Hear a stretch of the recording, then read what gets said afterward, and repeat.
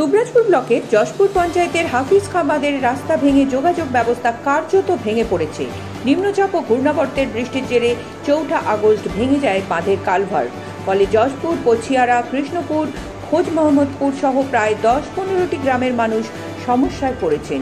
বিদ্যালয়ের ছাত্রছাত্রী থেকে সাধারণ মানুষ প্রতিদিনই ঝুঁকি নিয়ে যাতায়াত করছেন।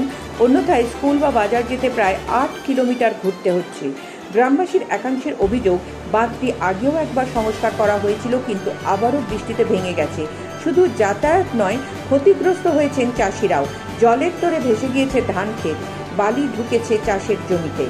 ফলে বিপাকে কৃষক পরিবার। এদিকে যশপুর পঞ্চায়েত, দুবরাজপুর পঞ্চায়েত সমিতি ও ব্লকের যৌথ উদ্যোগে অস্থায়ীভাবে সংস্কারের কাজ শুরু হয়েছে। কর্তৃপক্ষের দাবি, আগামী 2-3 দিনের মধ্যে চলাচল স্বাভাবিক হবে। তবে আবারও বঙ্গোপসাগরে নিম্নচাপ তৈরি হওয়ায় দুশ্চিন্তা কাটছে না গ্রামবাসী। Bureau report, Bolpur news.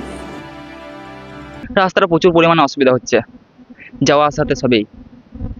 বাঁধ ভেঙে গিয়েছে চলে। কতদিন ধরে এই অবস্থা? 2-3 সপ্তাহ হয়ে গেল। প্রচুর পরিমাণে অসুবিধা হচ্ছে আসা যাওয়াতে। যেমন আজ আমরা এসেছি, নাহলে অন্যদিন আমরা অনেক ঘুরে যাই। প্রচুর অসুবিধা হচ্ছে। এই অনেক জল হয়েছিল বৃষ্টির জন্য, ওখানটার বাঁধটা ভেঙে গিয়েছিল, তাই এমনি জলটা রাস্তাটা ভেঙে গিয়েছে, পেরোনোর খুব অসুবিধা হয়ে যাচ্ছে। আমরা কষ্ট করে মাঠের দিকে নেমে স্কুল যাচ্ছি। কতদিন ধরে এই অবস্থা? প্রায় 10-15 দিন হয়ে যাবে। এখনো কোনো সমাধানের ব্যবস্থা না, এখনো ঠিক হয়নি। কিভাবে যাতায়াত করতে হচ্ছে তোমাদের? আমরা ওইখানটায় নেমে, যেখানটা ভেঙেছে তার আগে নামছি, নেমে ওই মাঠের দিকটায় নেমে আবার সেই উঁচুর মতো হয়েছে ওইখানটাতে উঠে কোনো রকম আসছি। অনেক কষ্ট করেই আসতে হচ্ছে।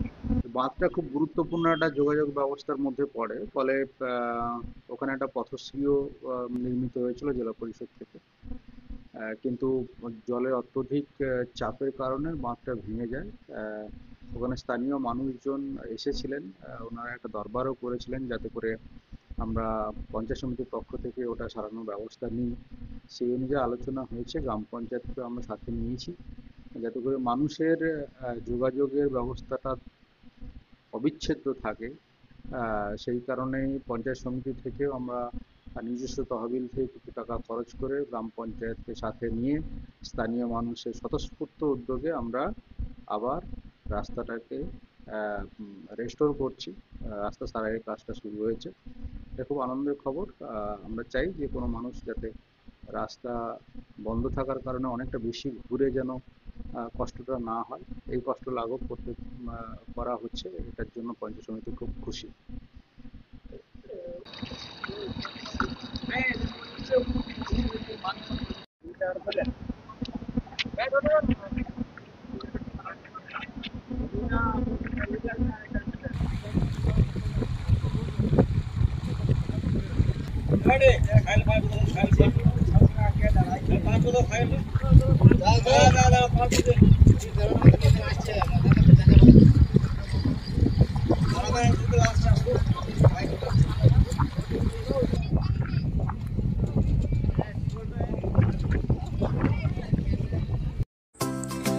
ভবিষ্যতের ভাষা শিখুন আজ থেকেই।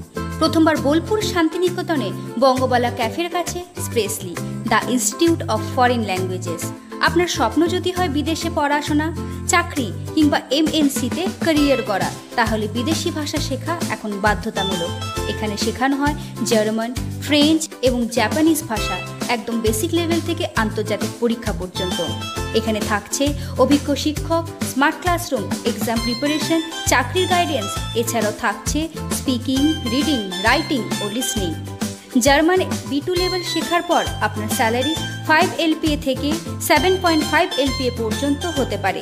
ফ্রেঞ্চ B2 লেভেল শেখার পর আপনার স্যালারি 5 LPA থেকে 7.5 LPA পর্যন্ত হতে পারে। জাপানিজ N2 লেভেল শেখার পর আপনার স্যালারি 5.4 LPA থেকে 8 LPA পর্যন্ত হতে পারে।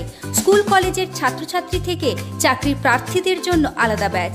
আমাদের ভর্তি চলছে, আপনারা আসুন। আসন সংখ্যা কিন্তু সীমিত। আজ থেকে শুরু করুন আপনার ভাষা শেখার যাত্রা।